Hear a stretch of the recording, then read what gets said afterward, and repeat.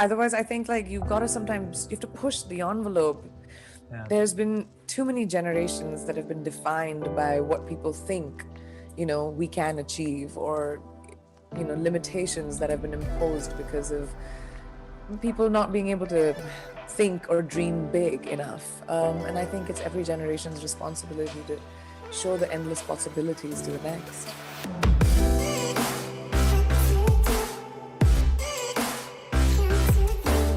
Hey everyone, welcome back to On Purpose, the #1 health podcast in the world. Thanks to each and every single one of you that come back every week to listen, learn, and grow.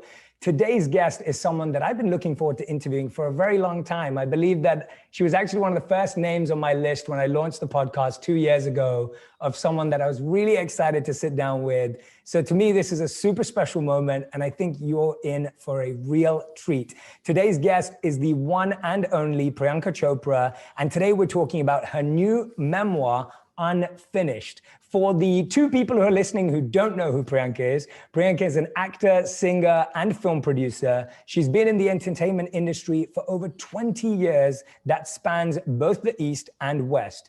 Her Bollywood superstardom began when she won Miss World 2000, and she hasn't slowed down since. From starting her own production company and now having so many successful hit movies and TV shows in the US, and of course, most recently, marrying her beloved Nick Jonas, Priyanka's story is remarkable to say the least. And you can pick up her book, Unfinished, on February 9th. Please welcome to the show On Purpose, Priyanka Chopra Jonas. Thank you. It's all right. Everyone forgets that. Sorry, Nick. Sorry, Nick. It's a new edition, and I've had 35 years of my life as just Priyanka Chopra, and most people know me as just that. So it's going to take a second. It's fine. I've been watching you for so many years since I was a kid, and obviously you were a kid too when you started in the industry, and so I've been hearing your name and saying your name for so long. But no offense, Nick, my wife is also the same. She has my name last on her name too, so people forget me all the time. So we have something in common.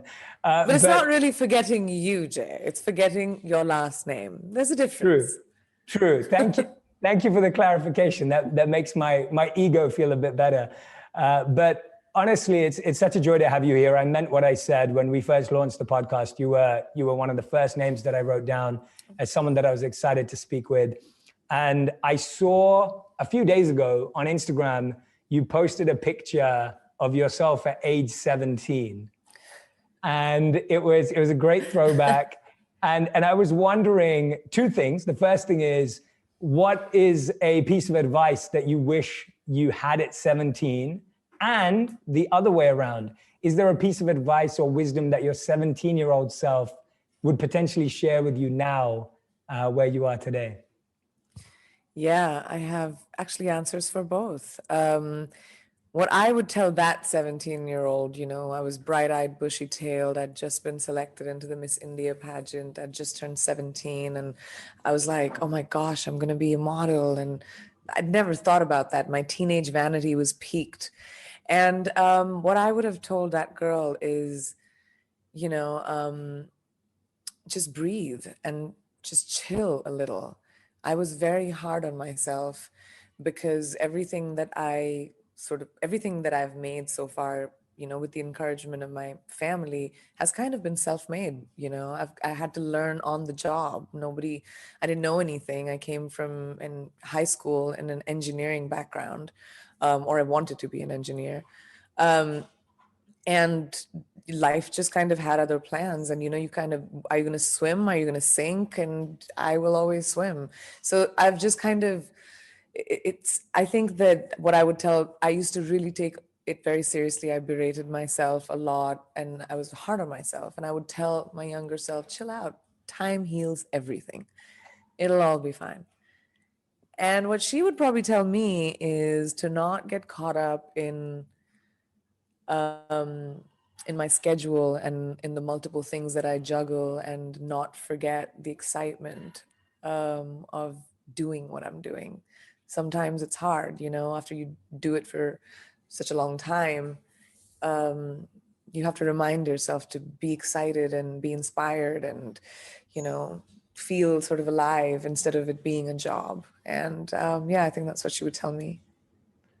I love that. That's both of those are beautiful answers. And I wanted to ask that to you because I think often we think like, oh, we have the wisdom now and we can advise our younger selves. But in the way you shared your answer, there's so much wisdom coming back. And I think that's a great reminder for everyone. Now, I saw a video again on your Instagram where you just received the book a couple of days ago. I had the digital version up until this morning when I finally got the physical version. So I've been flicking through on the digital version. It's nice to have it physically here. I'm intrigued that, what chapter of your life, you spoke about excitement there, what chapter of your life was the most exciting to reflect and write upon? Because it's such a fascinating thing to write a memoir. But which part of it was your favorite of going through? My childhood, because I hadn't thought about it for a really long time. In fact, just writing the memoir was so healing and weirdly sort of inspiring. I just remember never remembering, I sat down to write it and I had never thought about what had happened in my life. I never looked back. I was only running, as you know, the entertainment business, our jobs are very transitory, it's not consistent, it's not stable. What you are as much as your next job. You don't know where your next check's coming from. You don't know where you're going to be moving. So, there's a constant like hustle and you're running all the time.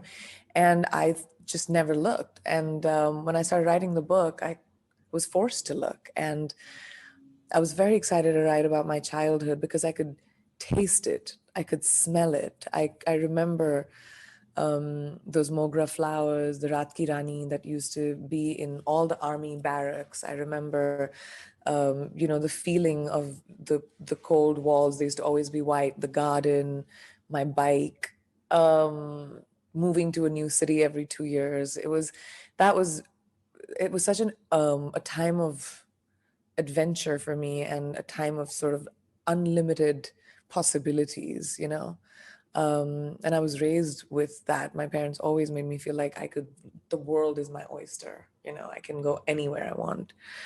And that was such a time of wonder, Yeah, well, it's beautiful that you have such strong, vivid memories. And it sounds like, and I'm thinking about our audience that's listening and watching, or will listen and watch this afterwards.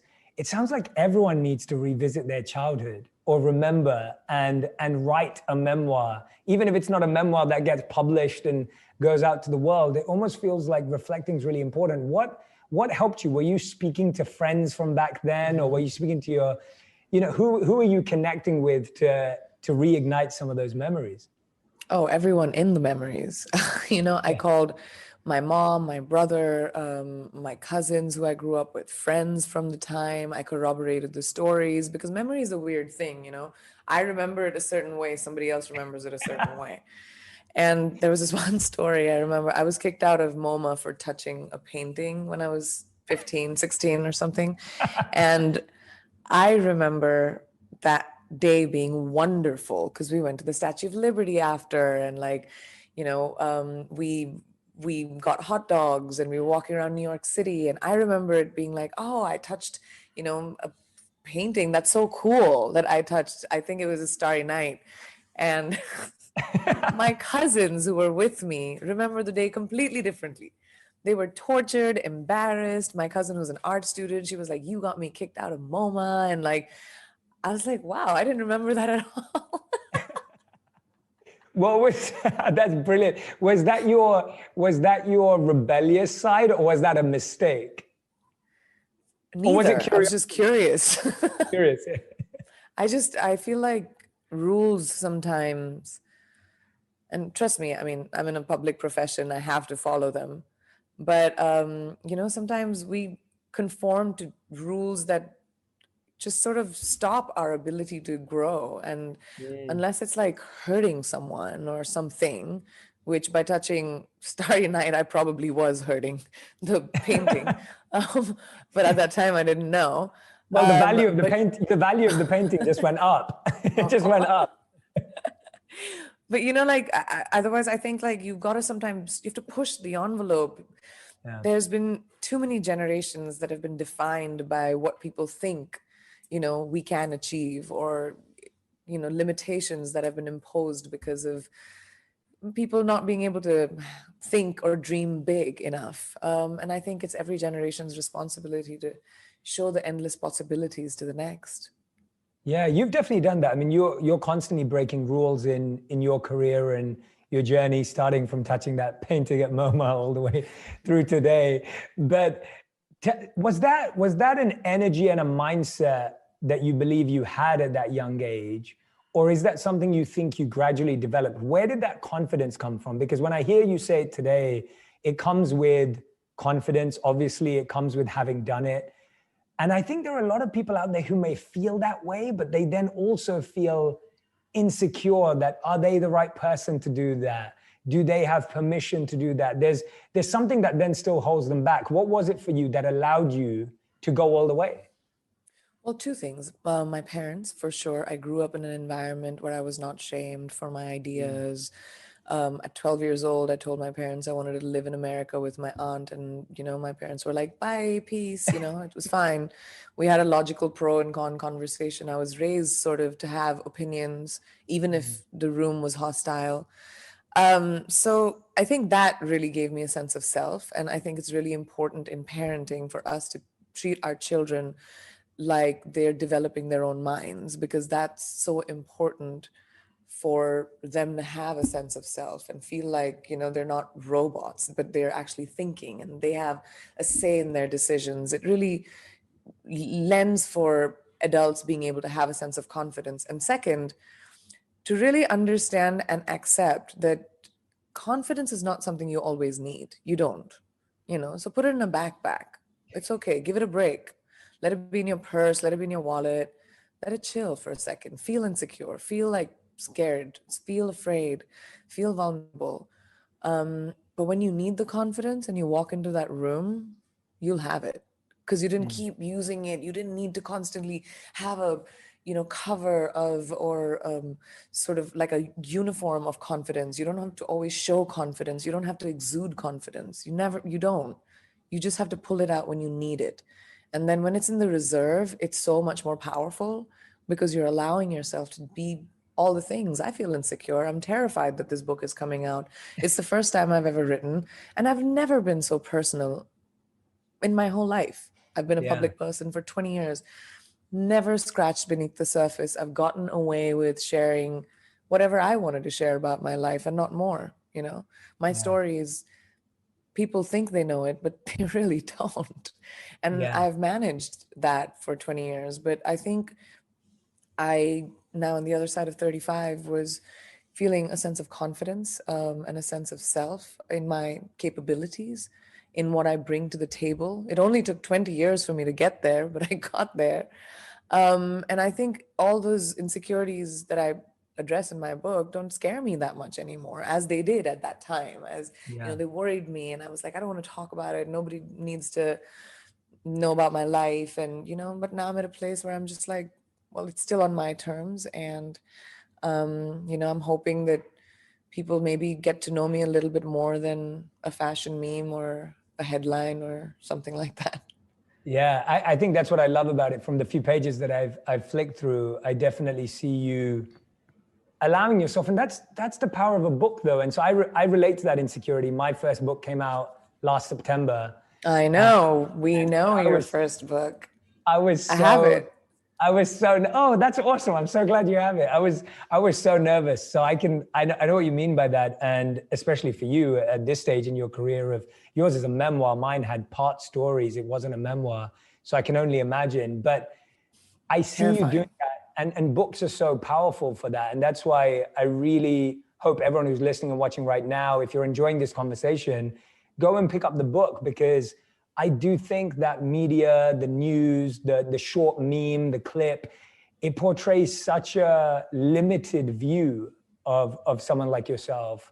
And It's a here, superficial view, really. yes, And it's okay. It's a choice also. yes, I want for people to consume only a part of me, you know? I want yes, to be able to preserve my humanity, my family, my life, my opinions. I may have chosen a public profession, but I'm not an elected official. I don't owe an explanation to anyone for the choices that I make. You know, I'm hmm, here to create work. I'm doing a job just like everybody else. Mine happens to be in entertainment, and it happens to have a lot of cameras on my face. It's fine. You know, I made that deal with the devil. So I've kind of made peace with the fact that I prefer it being from a distance. hmm, But at the same time, I think now I've been a public person for more than half my life. It's my normal. And only now have I reached a point where I'm allowing the walls to sort of fall down and letting whoever wants to know me get to know me as the person that I am. Before that, I was very protective of who I was because maybe I was insecure about who I was, or I still hmm, didn't have a sense of self. I don't know. But I think yeah. in the journey of life, I've reached a place where, you know, I'm good with who I am. Yeah. So What's that's wonderful to hear, by the way, and I can feel it off your energy. What's the part of yourself in this book that you share that you think most people are going to be surprised by, where you think that people may just be like, what? Like, and I'm sure there's many, but what's something that stands out? um, there are a few, which I think people may be surprised by that I was vulnerable enough to discuss. And I think my failures, my struggles, rejections, sadnesses that I've never really people have never seen. I always wear a brave front. Most women in like tough jobs have to Mhm. always have like a little bit more of a stronger front to be taken seriously. I built that very early. At 18, to be thrown into the limelight of this job. I mean, you know it. You've been in it for a long time. You know, it's a crazy profession. The expectations, the pressure. You know, to deliver under that scrutiny, to be artistic, to yet have a point of view, to be unique, not, you know, have your own trajectory because that's the only way it'll work. You know, nobody wants Me Too's in the entertainment business. You want new kind of, you know, you have to always have a sense of evolution. So it was really, really scary in the beginning, and I think everything just changes with time, and this was one of the good changes that came out of it for me. Yeah, no, absolutely. And I'm hoping that, I wonder, do you think that's changing now if someone's coming into the entertainment industry today at 18, or do you think it hasn't changed? Where's your perception on that when you're guiding young artists or seeing people that you follow on social media or, you know, whatever it may be? Are you feeling it's changing? Has it improved or no? The pressure, you mean? Not the pressure, more the, like you were saying, like you, when you came into the industry, you had to put on a brave front, you had to wear that face. It was the only way to survive. Do you feel it's the same now for young talent as well? I think, well, I was talking about definitely as a female in Yes, the yes, as a entertainment female. business. Oh, as a female. Okay. Yes. I think so. I think you know, it's still hard when you're starting out for women to be taken seriously, for your ideas to be given the kind of credence that a man's would as quickly, probably, you know, Mm, especially in professions where you know, normally you don't see women because, you know, women have never been pushed in that direction, or women have mm, never wanted to go in that direction because it was never normalized for them that their ambitions could go in that direction. Business, politics, you know, to be heads of companies, engineering, like, you know, coding, policy making, like stuff like that, lawyers.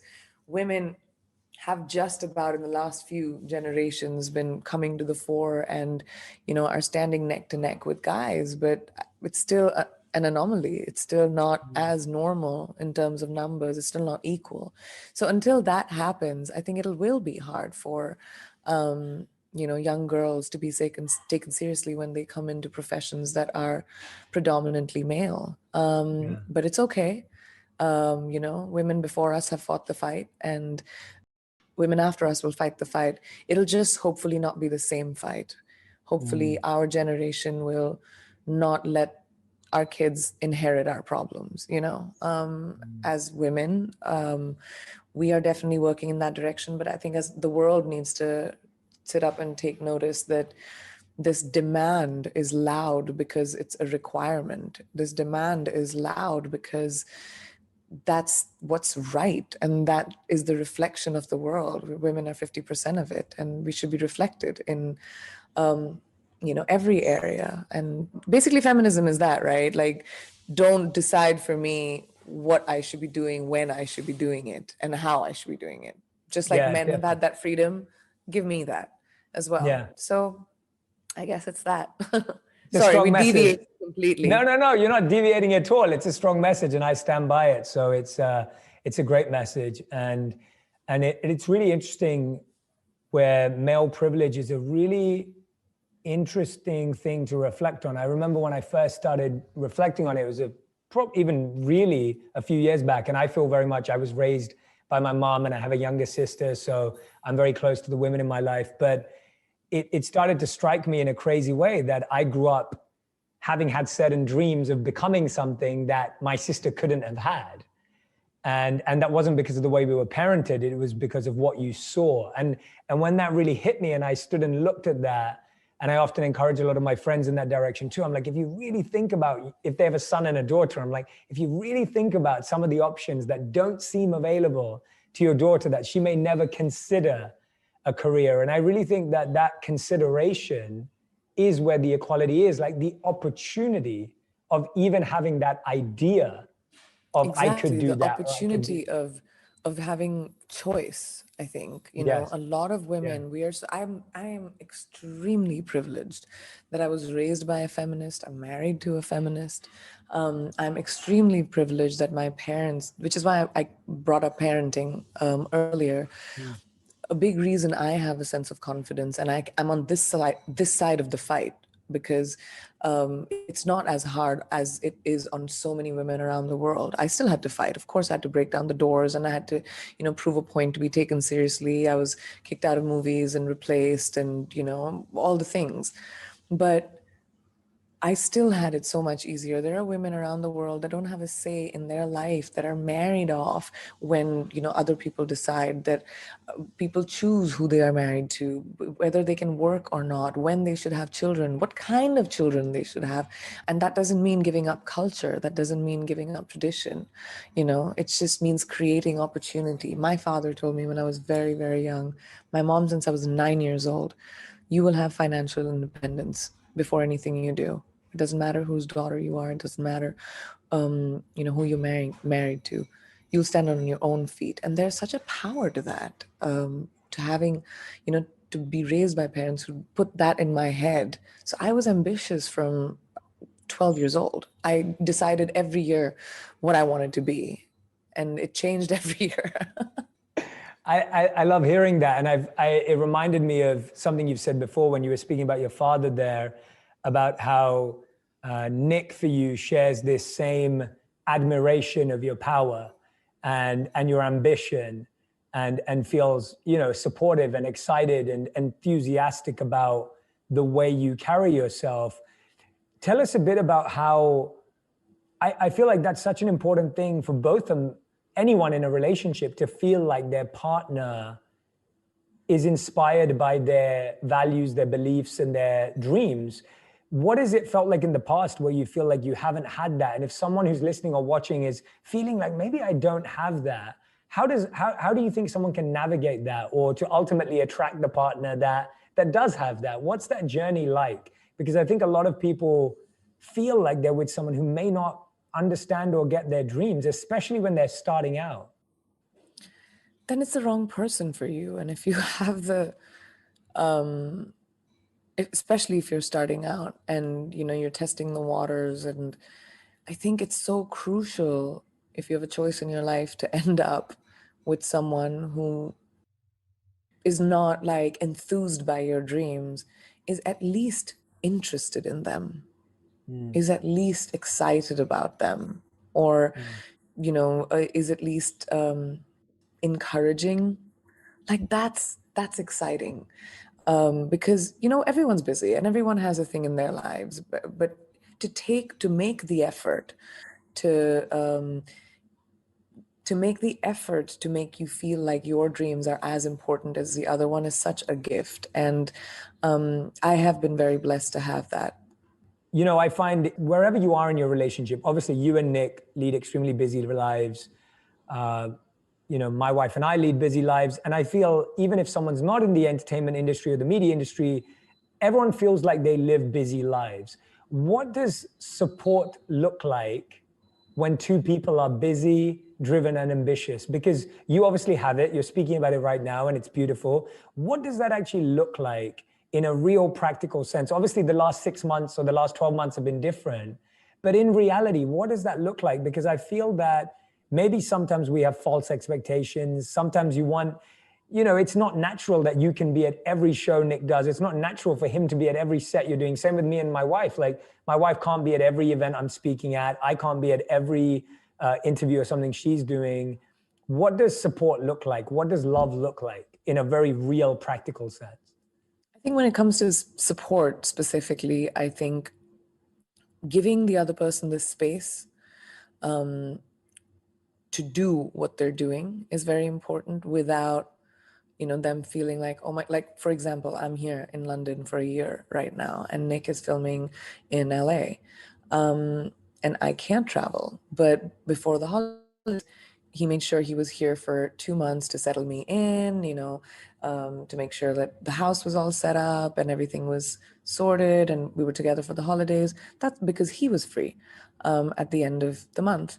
And that support, it doesn't have to be large. It doesn't have to be, a big expression of, I don't know, love or big gifts. It's not. It's about giving space. It's about giving freedom. It's about appreciation. And I find this one thing really helpful. I always think about when, he's busy or he's having a crazy day, which he does for me as well, which is amazing. And everyone can follow this and it's super easy, is to think about how can I make that person's day easier? Just like, and that's such a lovely, loving thing. Just sometimes I'm, back to back, especially when I was doing promo, I was doing like 20 interviews and suddenly there'd be like a really nice cocktail that would come in the evening, or suddenly there'd be a really nice like cup of coffee or, something to eat for me that would come in. And it's just like so sweet to think about that. Or if I'm sitting outside, he'll bring a blanket and put it. It's just being thoughtful and aware about your person. And, that's the greatest form of love, is showing it without really asking for it. Yeah, that's such a great piece of advice. I love that. You said to be thoughtfully aware. And I think that's so true. And the beautiful thing about everything you just said is that it's free, it's cheap, it's small, it's simple, as in it's accessible. And it's the best gift. Yeah, and it's the best gift.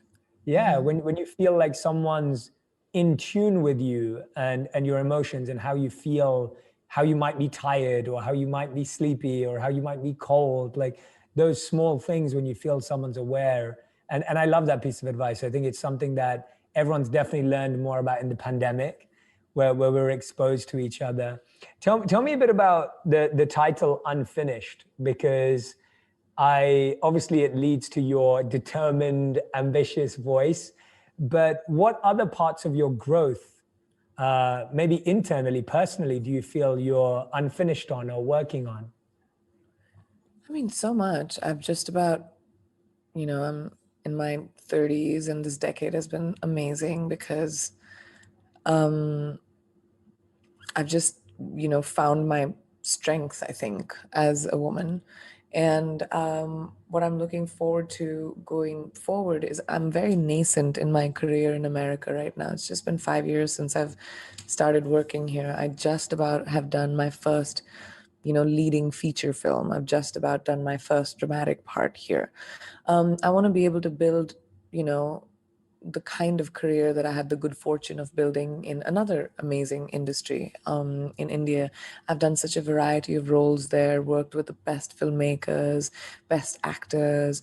I want to be able to have that experience here, so that I'm like my artistic side, now that I've started on this journey in this part of the world, is peaked to be able to do that as well. As a producer, I want to be able to create a lot more South Asian content in Hollywood. I didn't see enough parts for myself. I didn't see enough of it on TV. And considering how large the South Asian population is in around the world and how English speaking we are, English language entertainment should be reflecting that. So I want to be able to tell stories in India as well and as here. I want to build as an entrepreneur. It's something I didn't do, up until now, because I was building my acting career so much. So, founding my own brand, investing in tech, I find that really fascinating. My philanthropy, I want to be able to set up my foundation really well. My work with UNICEF. I've just about moved into our new house after almost 10 to 15 years of living in rentals or hotel rooms, because I always just kept moving. I was so nomadic. I'm looking forward to, watching the trees grow in my garden. I love that. Watching trees grow is great. I love that. You're that's brilliant. Hearing you say that, I love hearing you talk about the South Asian storytelling. Like obviously that relates very strongly to me and my roots growing up in London as well, where I think we have an incredibly strong South Asian community where you are right now, where I was born and raised. And I definitely felt this, lack of representation, lack of the ability to dream. Lack of opportunity. Lack of opportunity to dream in a certain way. And, my career has been totally random, but and I'm doing something today that I would never have imagined even knowing it existed. But see, even that, you and I, two South Asians sitting in these boxes and talking about the fact that the careers that we are thriving in, that we have worked so hard to make, was never in our minds, was never a possibility. But I would have never dreamed about it because it wasn't in my realm of dreaming. But that's not how it should be. Considering we're 1/5 of the world's population. We're huge. We're everywhere. Okay. And I think, and it shouldn't be so hard for me to, come into an industry and say, I want an opportunity. And for people to be like, oh, well, we're going to have to create that now, won't we? Why? We've existed for a really long time. It's the irony of it is so amusing, but sad at the same time. Yeah, no, that resonates very strongly with me because I didn't even know any careers existed.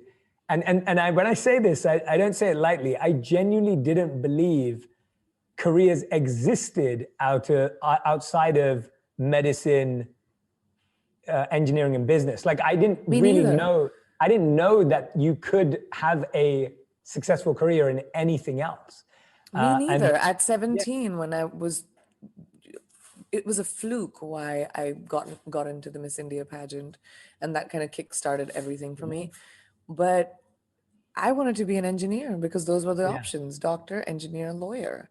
And if you come from an academic family or failure, if you come from an academic family, or our parents are immigrants, and our parents, like my parents, even in India, were building their businesses for the first time. It wasn't inherited from them, so they also were surviving. And I think it's that survival instinct that sort of pushed them to put the aspirations that they knew best, on their kids. Like this is the best job, you'll always make money, you will be stable. Yes. But also the internet sort of changed our I think our generation. The fact that the internet made the world such a small place, which is another big reason why we should see so much more representation, is because we're catering to the whole world now. Definitely. You're reminding me of a few years ago. Before I actually started doing what I do today, I went to a presenter training day run by the BBC in London at Pinewood Studios. I'm sure you know it or have seen it. And we went to these studios, and it was an ethnic minority TV training day. So it was only for ethnic minorities. So I went into this room and there were just 5 brown and black people in there. That was it. And it was a free training session on presenting and seeing if you had the skills to be in media. And then I remember at the end of it saying like, oh, like, is there any opportunity? Where do we? And they were like, no, there are no opportunities. And I was like, what? You called us all here to train us, to tell us there are no opportunities? And they were like, oh, but you can start a YouTube channel. And that's what you're saying about social media is so true, that it was so hard to find an entry point without being able to create your own community. And I think I love the way the world's gone, because now it's allowed each and every single one of us to create a community around what we care about. And that's what I wanted to ask you, that today you're an entrepreneur, you're an actor, you're a producer, you have your own production company.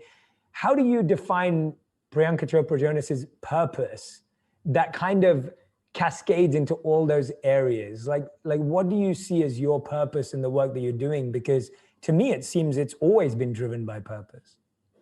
It definitely has. It's always to evolve. I feel like my purpose is to find the next thing that I can do, the next new thing, the next thing that I can push the envelope on, or the next thing where I can push the goalpost. I want to do something, different. That's not, but I've always been driven to, and that doesn't mean every choice is that, but that's the eventual big picture purpose, to be able to sort of, I've been given such an incredible opportunity from the beginning of my career.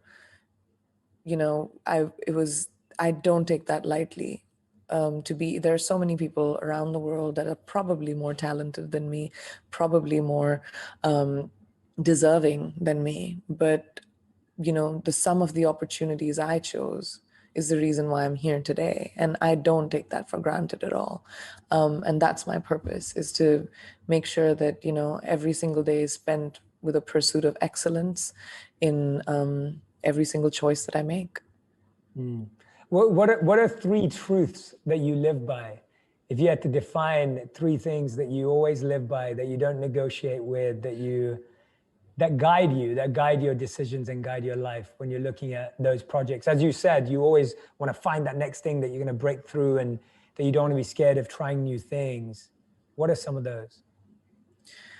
If it resonates with me, like if I read something and I'm moved by it, like The White Tiger, for example, I'd read the book and it really, like, some books you just remember always because they were such a vivid journey. And The White Tiger was one of those for me. It was such a vivid journey. And when I read that it was being adapted, I chased it.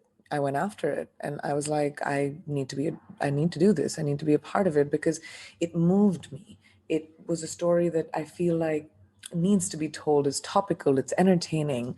It's based on a universal theme of the haves and the have-nots, that exist everywhere. So I think like that, I feel, is my purpose, to be able to be moved by the things that I choose to align with. And I think also for it to be a growth for me, for it to be taking me to the next step. I don't like to stay in the same place for a very long time, do the same kind of thing for a very long time. I want to go to the next thing. What is better? And my job sort of lends me to be able to do that, because it's very transitory. There's no, you don't know where your next job is or where your next check comes from or anything, right? Yeah. So it allows me to pick and choose what I think is the next step. But those 2 things are very important, I think. Those are great truths. And I think they come across in your book when you kind of see like, how has this person had like 10 careers, and in a good way, in a strong sense of being able to find that. And I wonder, obviously you've played so many roles and studied so many characters in your life. Was writing this book almost like studying your own self as a character in terms of like the role you played? So the reflection of this book is sort of me now, talking to my younger me growing up. So I comment on myself and stuff. I'm like, come on, don't do note to self. I have a lot of notes to self in the book. So it's sort of a commentary on that. But I think I wasn't examining myself as a character, because I think I was sort of going along with my journey all over again. I was Mm, experiencing my journey all over again. I didn't have to create anything. I just had to yeah. remember it as vividly as I could. Mm. And I don't know, I hope I got everything right. I've tried to, but memory is a funny thing. And I experienced it. So it was almost like, when you're in a train and you're looking outside and, the world is sort of moving by, or in a car, you're looking Yeah. outside and the world is moving by. That's how I felt when I was writing the book. Yeah, you share this beautiful quote in chapter 8 that really stuck with me. I've never read this one before, and I absolutely love discovering writers and thoughts. So thank you for introducing me to this. It says, it's from Letters to a Young Poet, and it says, "Be patient toward all that is unsolved in your heart, and try to love the questions themselves like locked rooms and like books that are written in a very foreign tongue." And I thought the selection of that quote, it really spoke to me. How do you balance your drive and what's next with that passion, sorry, with that patience and with that approach? Because often it can feel like, it's like you're trying to find that next thing, trying to grow and evolve, but you're also beautifully speaking about patience. Well, I bifurcated. I'm not patient in my job, but I'm patient as a person. And my job doesn't make me. Yeah. It's not, my job is not my whole, you know? And this is again something I didn't know earlier. I've grown into understanding this. My younger self probably wouldn't. My 20s, I didn't know this, but I've bifurcated very clearly. My professional life is my professional life. My personal life is my personal life. They meet in the middle sometimes because I'm a public person, but I still have an immense part of me that's not for public consumption, and it's not for anyone else but me. So that side of me is patient. That side of me has become, you know, calmer, a little bit more having, stable, maybe having my feet on the ground a little bit. But my professional self is still in a tizzy. I'm impatient. I want the next thing right now. I wake up in the morning thinking about my entire day and how I'm going to achieve every single thing at 0 to 60. And that works for that girl. It doesn't work for this girl. And it took a lot of Yeah. introspection for me to get here, actually. In that chapter, I actually talk about that journey of getting to that place, because I wasn't there. And a lot of my professional attitude, which was, I am going to do everything I can to make this the best. I took a lot of the onus of life upon myself as well, and it hurt me. And and I didn't need to take the responsibility of life. Life happens, and we've kind of got to navigate it every single day, and live it for being on the right side of the truth and being a good person, and having joy in the day, because life is a gift, and it needs to be celebrated. And so my personal side of that Pre is real chill and loves life, and but the other girl, she's crazy. That's a fantastic distinction, and I love that. I'm so glad that you shared that with us. That's such a great way of helping people understand how two seemingly opposite ideas can coexist. And I think we often feel like we have to choose, like you're either driven or you're calm, you're either ambitious or you're, conscious and aware. And I'm so happy you said that, because I couldn't agree more. I think it's fun letting two ideas collide and live within the same space and And I person. think it's So natural as well. it is natural. Dichotomies are the most consistent things you'll see around. Nobody's one thing. No emotion is a singular emotion. You are at Yes. any given moment, and that's an actor thing, I guess. When you're playing a character, you have to think about everything that character is playing. You can't just be like, oh, this is an angry scene, I'm going to just be angry and yell my eyes out, yell my whatever, throat out. That's not a good actor. You're not even scratching beneath the surface. The actor who thinks about, oh my gosh, I'm getting late, or I have to have this conversation, it's also cold, and I'm like mad about whatever last week, my job, I got fired. You've got to think about all of those elements. So in the same way, in life, we never have to choose one thing. So that we need to take that pressure off of our backs, that you don't have to be on one solitary journey. You can choose to be on any journey at any time. You can choose to feel, as long as you take the pressure. We put too much pressure on ourselves to function. We create boxes and glass ceilings for ourselves because we're like, oh, this is the only way I can be, and that's how you're successful. There's no black or white in the world. Everyone lives in grays. Yeah. Thank you so much for sharing that passionately. I could feel your passion just like flying through the screen. You're like, everyone who's listening and watching, this is just, straight. It's beautiful. It's fantastic. Priyanka, you've been so kind with and generous with your time. We end every podcast with 2 segments. These segments are called Fill in the Blank and the Fast 5. The fill in the blank is a fill in the blank round, very aware. And then I'll introduce the Fast 5 later. So if you're ready, this is your fill in the blank. Okay. So the hardest part about my job is? The hours. And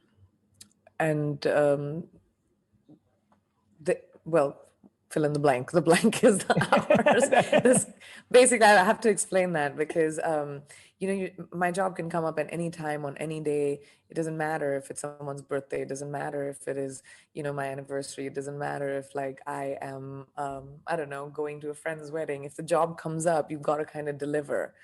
That's the hardest part, really.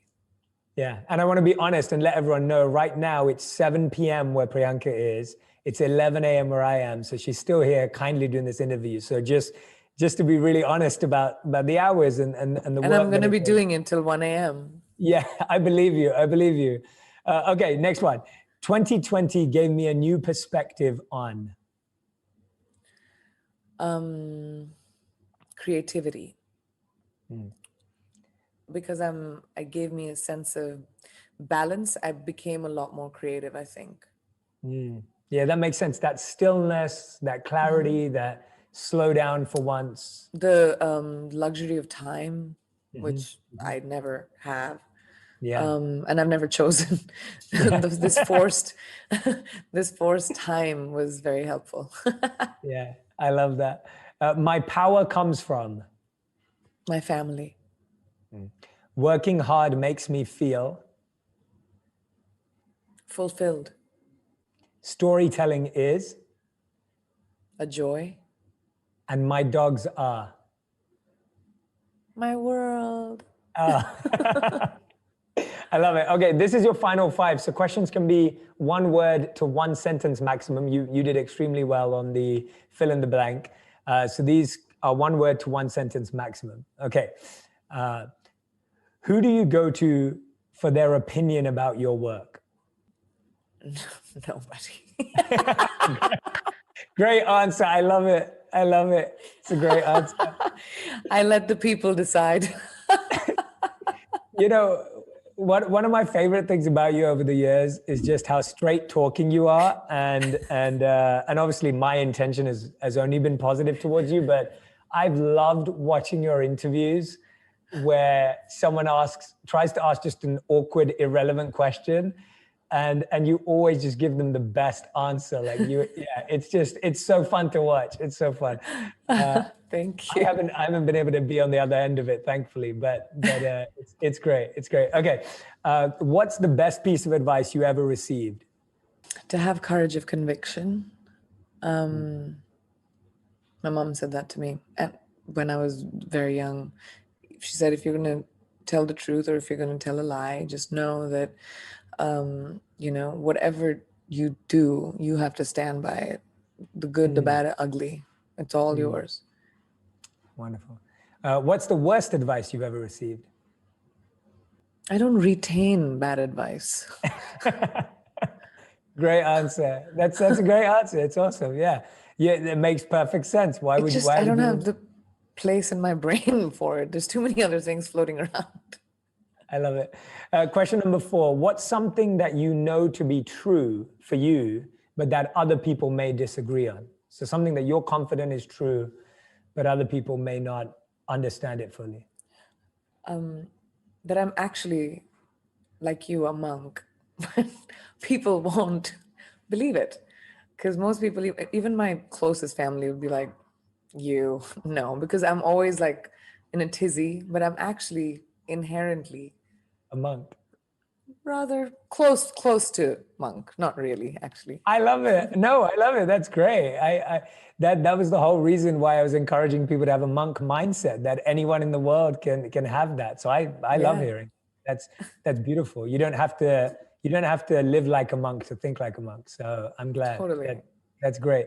Okay, fifth and final question. If you could make one law in the world that everyone had to follow, what would it be? No one goes hungry, is my Mm, law. mm. That's it. It's the worst thing to see. Yeah, if we could change just that, it would really change a lot of things. That's such a great law. We've never had anyone say that before, so I'm really happy you shared that, and I couldn't agree more. As a monk, we worked on several food distribution programs in India where I was, and it was so meaningful to see. But there's so much work that needs to be done in that space all across But the all world. over the world, oh my Yeah, all over gosh, the world. everywhere. Yeah, That's like such a basic right and yeah, need for a human being to just live. And, I've done, obviously coming from having grown up in India, but also I've worked with kids around the world with UNICEF. And it's like, that's gotta change. A hungry child it's just, it's not right. It's not natural, you know? yeah. And yeah, and it's like, we talk about, as we were talking about, the dreams and the ambitions, but it all starts with food and water, and it Yeah. starts with those basic necessities to help that person. So that's a beautiful And we answer. also, as privileged society, have become very desensitized to it. You Yeah. drive past homeless shelter, you're not thinking about it. And I'm not saying that, each person needs to empty their wallets and like make a difference to the world. I think, yes, it is the responsibility of the